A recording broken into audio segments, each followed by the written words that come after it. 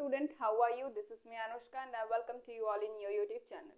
तो स्टूडेंट्स, इस लेक्चर में हम स्टार्ट करने वाले हैं अपने 5th चैप्टर को, complex number and quadratic equation को। तो ये हमारा 5th नंबर का क्वेश्चन, इसके लास्ट वाले 5th नंबर का लेसन है ये। और इसके लास्ट वाले लेसन में हमने क्या पढ़ा था? इसके लास्ट वाले लेसन में हमने मैथमेटिकल इंडक्शन को पढ़ा था।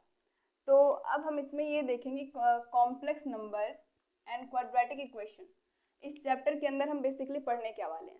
इसके अंदर हम पढ़ने वाले हैं, अगर हमारे पास कोई क्वाड्रेटिक इक्वेशन गिवन है, हम क्लास 10th में ये पढ़ चुके हैं कि अगर हमारे पास कोई क्वाड्रेटिक इक्वेशन गिवन है ax square plus bx plus c is equals to 0, तो उसमें हम क्या देखते थे कि अगर b square minus 4ac is greater than 0 हो जाए। इसमें 3 कंडीशंस होती थी हमारी, b square minus 4ac is greater than 0। दूसरी कंडीशन होती थी b square minus 4ac is equals to 0। तीसरी कंडीशन हमारी होती थी b square minus 4ac is less than 0। ये क्या होती थी हमारी? तीन कंडीशंस होती थी। तो इसमें हमें क्या मिलता था? इसमें हमें मिलता था 2 डिस्टिंक्ट रूट। डिस्टिंक्ट मतलब क्या होता है कि different, 2 distinct root. Distinct root इसमें हमें मिलते थे। और b square minus 4ac is equal to 0 में हमें 2 इक्वल रूट्स मिलते थे। कैसे? इक्वल रूट्स इसमें हमें मिलते थे। And b square minus 4ac is less than 0 में हमें नो रियल रूट्स, इसमें हमें कोई भी रियल वैल्यू नहीं मिलती थी। b square minus 4ac is less than 0 में। तो इसमें भी हमें डिस्टिंक्ट रूट मिले जो कि रियल हुआ करते थे। b square minus 4ac is equal to 0 में भी इक्वल रूट्स मिले जो कि रियल हुआ करते थे। लेकिन b square minus 4ac is less than 0 में हमें कोई भी रियल रूट्स नहीं मिले। तो इस टाइप का अगर हमें कोई क्वाड्रेटिक इक्वेशन मिल जाए जिसका सॉल्यूशन इस तरीके से आए, तो उससे हम कैसे सॉल्व करेंगे, ये हम किस चैप्टर में पढ़ने वाले हैं? ये हम पढ़ने वाले complex number and quadratic equation में पढ़ने वाले हैं। तो इसमें हम बेसिकली यही देखेंगे कि अगर हमारे पास कोई इस टाइप का रूट आ जाए जो रियल ना हो, रियल रूट अगर हमारे पास ना हो, तो उसे हम कैसे सॉल्व करेंगे? अगर हमारे पास कोई इस टाइप का क्वाड्रेटिक इक्वेशन हो जिसका फॉर्म ये हो, b square minus 4ac is less than 0, तो उसे हम कैसे सॉल्व करेंगे? आइए देखते हैं। अगर हमारे पास कोई इक्वेशन है x square plus 1 is equal to 0, ये इक्वेशन हमारे पास। तो यहाँ से अगर हम x स्क्वायर की वैल्यू निकालें, x square is equal to minus 1 और x इज इक्वल टू क्या हो जाएगा? अंडर रूट में माइनस 1। तो अगर हम माइनस 1 को, अंडर रूट माइनस 1 को किससे रिप्रेजेंट करें? अगर हम अंडर रूट माइनस 1 को रिप्रेजेंट करें, किससे रिप्रेजेंट करें? i से, आयोटा।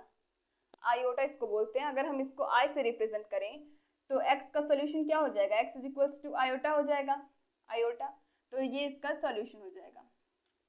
तो इसे हम क्या बोलेंगे? इसे हम कॉम्प्लेक्स नंबर बोलेंगे। तो अगर आप इसको नोट करना चाहते हैं तो आप इसको नोट डाउन करिए। तो अभी हमने क्या देखा कि x square minus 1 is equal to 0 का सॉल्यूशन क्या मिला? हमें आयोटा मिला। क्या मिला? आयोटा।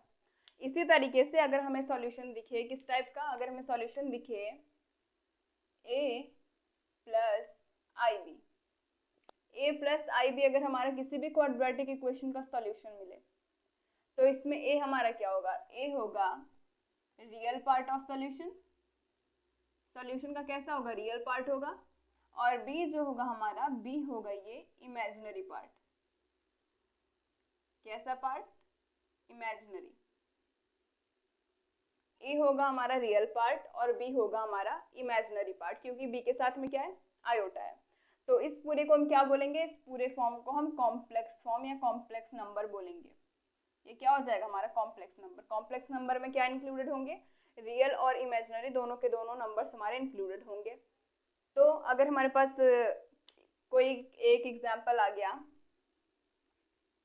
अगर एक एग्जाम्पल आ गया कैसे? 2 प्लस 3i करके आ गया, और आपसे पूछा कि इसमें रियल पार्ट और इमेजिनरी पार्ट कौन से हैं, तो आपको कुछ नहीं देखना, सिर्फ आपको ये बताना है कि जो आयोटा के साथ में होगा वो क्या हो जाएगा? हमारा इमेजिनरी पार्ट, इमेजिनरी, और जो हमारा अकेले होगा वो हो जाएगा हमारा रियल पार्ट। इसमें 2 हमारा हो गया है रियल और 3 हो गया है इमेजिनरी।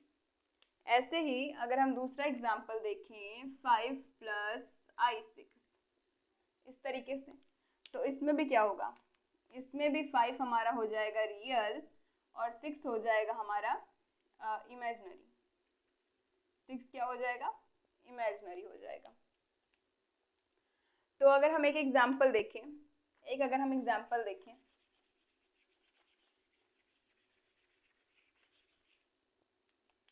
4x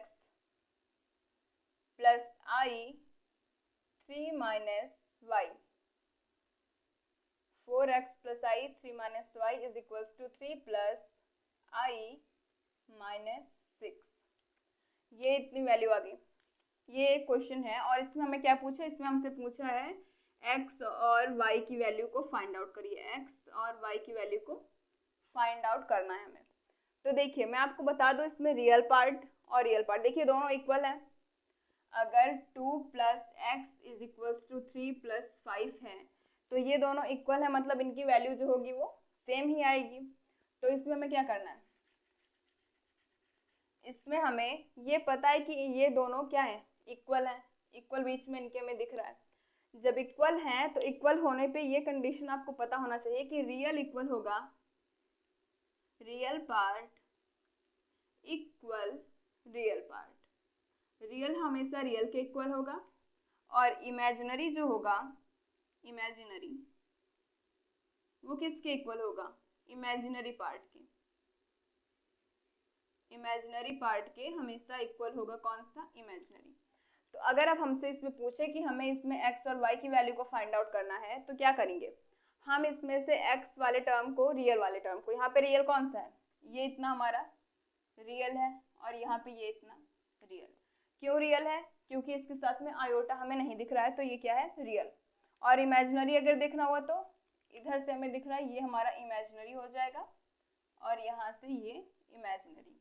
तो क्या करेंगे, x और y की वैल्यू को फाइंड आउट करने के लिए हम रियल पार्ट को रियल पार्ट के इक्वल करेंगे और इमेजिनरी पार्ट को इमेजिनरी पार्ट के इक्वल करेंगे। तो यहाँ से क्या होगा, 4x इज इक्वल्स टू 3, तो x इज इक्वल्स टू 3/4, एक वैल्यू हमारी ये आ गई। और उसके बाद यहाँ से हमें इमेजिनरी को इमेजिनरी के इक्वल करना है, तो क्या हो जाएगा, 3 - y इज इक्वल्स टू -6, फिर -y इज इक्वल्स टू -6 - 3, तो y इज इक्वल्स टू 9 हो जाएगा। माइनस से माइनस कैंसिल आउट हो जाएगा तो y की वैल्यू 9 आ जाएगी। तो y की वैल्यू 9 और x की वैल्यू 3/4। अब इसमें हम पुट करके देखेंगे क्या वैल्यू हमारी सेम आ रही है या नहीं आ रही। तो 4 × x की वैल्यू क्या आई है, 3/4, तो हमने यहाँ पे 3/4 किया, प्लस i 3 - y है, 3 - y की वैल्यू कितनी है, 9, तो हमने यहाँ पे 9 कर दिया। इसके बाद यहाँ पे आ गया हमारा 3 + i - 6। अब यहाँ से 4 से 4 कैंसिल, क्या बचा, 3 + i, 3 - 9 करेंगे तो -6i - 6। यहाँ से हमें क्लियरली दिख रहा है क्या, कि ये वाला हमारा जो साइड है इस वाले साइड के इक्वल हो गया, दोनों साइड हमारे इक्वल दिख रहे हैं। तो इसका मतलब x और y की वैल्यू हमारी करेक्ट आई हुई है। तो इसमें हमें क्वेश्चन करते टाइम सिर्फ ये इतना ध्यान में रखना होगा कि रियल पार्ट को हम रियल पार्ट के इक्वल करेंगे और इमेजिनरी पार्ट को हम इमेजिनरी पार्ट के इक्वल इसमें करेंगे। तो आप इसको भी नोट डाउन करिए।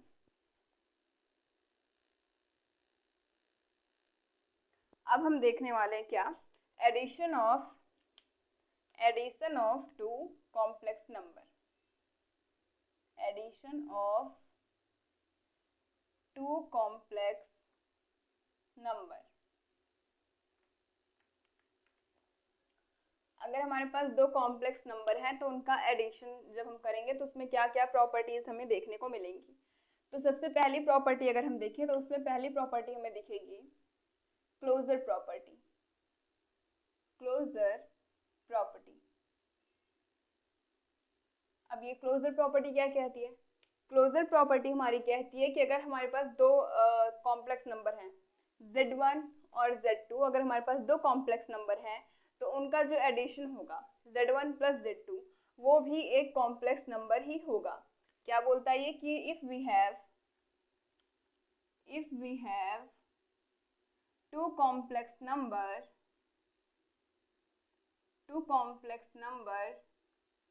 z1 and z2, then z1 plus z2 is also a complex number। अगर हमारे पास दो कॉम्प्लेक्स नंबर z1 और z2 हैं तो उनका जो सम होगा वो भी एक कॉम्प्लेक्स नंबर ही होगा। ये कौन कहता है? ये कहती है हमारी क्लोजर प्रॉपर्टी, राइट। तो अगर z1 z2 है तो z1 plus z2 is also a complex number. अब दूसरी प्रॉपर्टी क्या कहती है? दूसरी प्रॉपर्टी हमारी कॉम्यूटेटिव।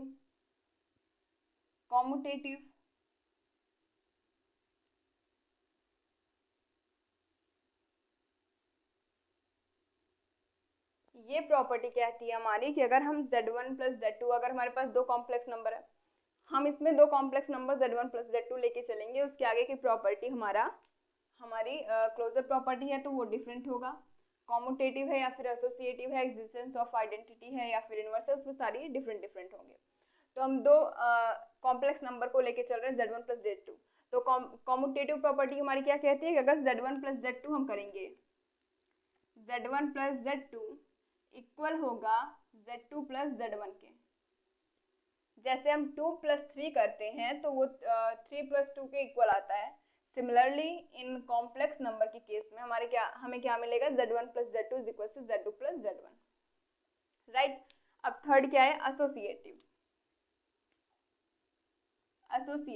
ये सिर्फ किसके लिए है? ये सिर्फ और सिर्फ addition of two complex number. अगर आप मल्टीप्लिकेशन में देखें या फिर अगर आप सब्ट्रैक्शन में तो ये पॉसिबल होना किसी किसी केस में पॉसिबल हो भी सकता है या फिर नहीं हो सकता, लेकिन आपके एडिशन के लिए ही ये सारी प्रॉपर्टीज जो होंगी वो सेटिस्फाई करेंगी। तो तीसरी क्या है हमारी? एसोसिएटिव प्रॉपर्टी या फिर एसोसिएटिव लॉ। अब ये क्या कहता है? ये कहता है कि अगर हमारे पास तीन कॉम्प्लेक्स नंबर हैं z1, z2 और z3, अगर तीन है तो क्या होगा कि अगर हम z1 plus z2 करके तब उसमें z3 ऐड करें तो वो किसके इक्वल आएगा? अगर हम z2 plus z3 को ऐड करके उसमें z1 को ऐड करें, मतलब क्या हुआ? अगर हम z1 और z2 को ऐड किए, जैसे मैं एक आपको सिंपल सा नेचुरल नंबर लेके बताती हूँ, कॉम्प्लेक्स नंबर नहीं ले रहे हम। अगर मैं 2 plus 3 करूँ +5, राइट, इक्वल 2 plus 3 plus 5, तो अगर मैं इसमें देखूँ 3 2 कितना होगा? 5 होगा। 5 plus 5 is equal to 2 plus 3 2 कितना होगा? 8। 5 plus 5 कितना हो गया? 10 इज इक्वल टू 8 to 10। तो इसमें देखिए, इसको पहले मैंने 2 और 3 को ऐड किया और इसमें मैंने पहले 3 और 5 को ऐड किया।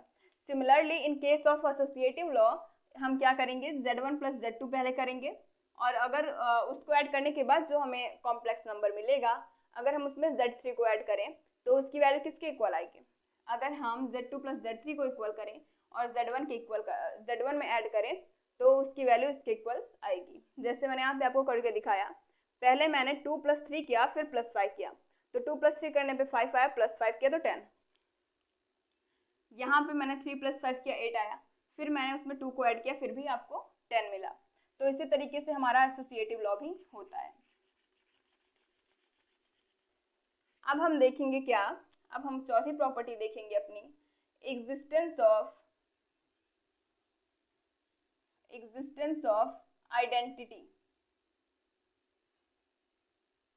आइडेंटिटी के एग्जिस्टेंस को देखेंगे हम। तो अगर हमारे पास कोई भी कॉम्प्लेक्स नंबर है तो उसकी आइडेंटिटी क्या होगी? मैंने आपको बता रखा है कि एडिशन में हमारी आइडेंटिटी क्या होती है? एडिशन में हमारी आइडेंटिटी हमेशा 0 होती है। क्यों? आइडेंटिटी का मतलब ये होता है कि अगर हम किसी भी कॉम्प्लेक्स नंबर में उसे ऐड करें तो हमें वही कॉम्प्लेक्स नंबर मिलना चाहिए। तो अगर इसकी मैं डेफिनेशन आपको आइडेंटिटी की बताऊं, if we add any number in any complex number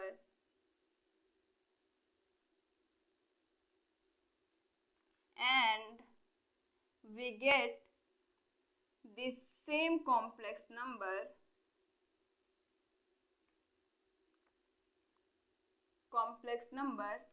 then that number is identity. तो वो नंबर क्या होगा हमारा? आइडेंटिटी होगी। इसका मतलब अगर मैं 2 में 0 को ऐड करूं, 2 हमारा कोई, हम मान के चलते हैं कि कॉम्प्लेक्स नंबर, 2 नहीं तो हम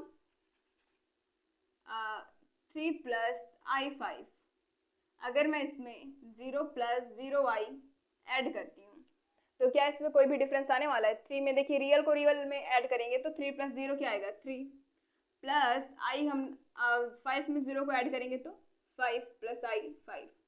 तो अगर मैंने इसमें इसको ऐड किया तो क्या इस कॉम्प्लेक्स नंबर में कोई भी डिफरेंस आया? कुछ भी डिफरेंस नहीं आया। तो क्या हो जाएगा हमारा? 0 + 0i क्या हो जाएगा हमारा? आइडेंटिटी। तो आइडेंटिटी का मतलब ही यही होता है कि अगर जैसे मैंने 2 में 0 को ऐड किया तो हमें क्या मिला? 2। तो ऐसा नंबर जिसको हम किसी भी दूसरे नंबर में ऐड या सब्ट्रैक्ट ऐड करें, यहाँ पे हम एडिशन पढ़ रहे हैं तो अगर हम उसमें ऐड करें तो हमें वही नंबर मिले, तो ये क्या हो जाएगा? आइडेंटिटी। ये मैंने आपको इधर लिखवा रखा है। तो आइडेंटिटी हमारी क्या होगी? z + 0 = z। तो 0 इज आइडेंटिटी। यहाँ पे 0 हमारी क्या हो जाएगी? आइडेंटिटी हो जाएगी। अब उसके बाद हमें क्या देखना है? Existence of inverse. Existence of inverse. Inverse हमारा क्या होगा? इनवर्स का मतलब ही दिख रहा है कि उल्टा। जैसे इनवर्स का मतलब वो होता है कि अगर हम उस नंबर को कॉम्प्लेक्स नंबर में ऐड करें, अगर हमारे पास 3 है, अगर हम उसमें किसी दूसरे नंबर को ऐड करें तो हमें आइडेंटिटी मिलना चाहिए। जैसे अगर यहाँ पे मैंने इधर 3 लिया, अगर मैं इसमें ऐड करूँ -3 को, मैंने ऐड किया -3 को, तो यहाँ पे क्या मिला? 0। तो 0 है हमारा इनवर्स, 0 आइडेंटिटी है। और अगर नंबर हमारा 3 है तो -3 क्या हो जाएगा? इनवर्स। इनवर्स का मतलब ये होता है कि अगर हम किसी कॉम्प्लेक्स नंबर में उसको ऐड करें तो हमें आइडेंटिटी मिलना चाहिए उस कॉम्प्लेक्स नंबर का। तो अगर हम z लें, z है हमारे पास एक कॉम्प्लेक्स नंबर, अगर हम इसमें ऐड करें -z को तो हमें क्या मिलेगा? 0 मिलेगा। तो -z क्या हो जाएगा हमारा? -z होगा, -z is inverse of that complex number. उस कॉम्प्लेक्स नंबर का क्या हो जाएगा? इनवर्स हो जाएगा। तो हमने कितनी प्रॉपर्टीज पढ़ी? 5। क्लोजर प्रॉपर्टी, अगर हमारा z1 z2 कॉम्प्लेक्स नंबर है तो z1 + z2 is also complex number. और कॉम्यूटेटिव प्रॉपर्टी, अगर z1 + z2 है तो z2 + z1 के इक्वल होगा। और associative, z1 + z2 + z3 is equal to z1 + z2 + z3। Existence of identity, अगर हम किसी कॉम्प्लेक्स नंबर में उसको ऐड करें तो हमें वही कॉम्प्लेक्स नंबर मिलना चाहिए, क्योंकि हम यहाँ पे क्या पढ़ रहे हैं? Addition of 2 complex number. तो अगर हम उसको ऐड करें तो हमें वही कॉम्प्लेक्स नंबर मिलना चाहिए। और इनवर्स, अगर हम उसको ऐड करें तो हमें आइडेंटिटी मिलना चाहिए। क्या? आइडेंटिटी मिलना चाहिए, तो हमारा क्या हो जाएगा? वो इनवर्स हो जाएगा। तो आप इसको नोट डाउन करिए।